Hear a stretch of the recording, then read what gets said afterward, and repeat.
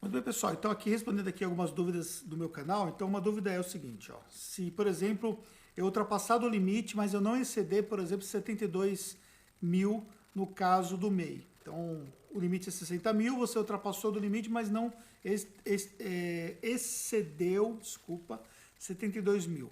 Como é que funcionaria no ano seguinte? Então, você já estaria desenquadrado, ok?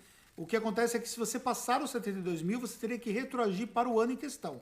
Então, para ficar claro assim, para nortear vocês em relação a esse assunto. Vamos olhar 2016. Vamos imaginar, por exemplo, que você chegou à conclusão que você ultrapassou em 2016 72 mil.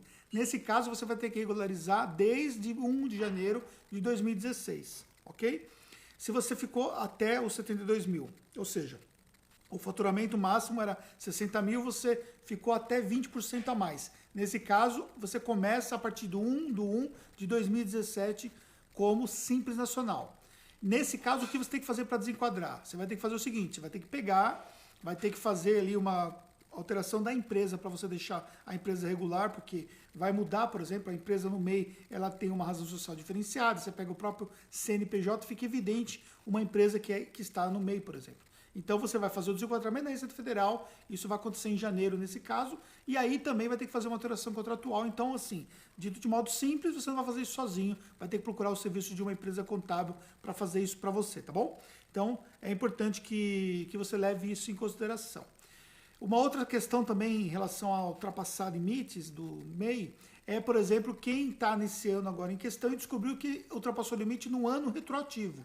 Como é que vai fazer nesse caso? Então, tem condições de voltar atrás e regularizar lá porque ficou com medo, por exemplo, que ultrapassou muito o limite? Tem sim. Só que aí você vai ter que solicitar um reenquadramento para o Simples Nacional retroativo via administrativo na Receita Federal. Então, isso tem que ser feito também por um profissional da contabilidade habilitado, que saiba como fazer isso. Nós já fizemos vários processos lá na Taxus nesse sentido. Você volta para trás, pede o desenquadramento lá atrás para que você então possa vir fazer a regularização. Aí vai informar o débito, vai fazer o pagamento do débito devido ou o parcelamento devido para não ter problema nessa questão, tá bom? Então, são duas dúvidas interessantes do MEI que eu gostaria de responder para vocês.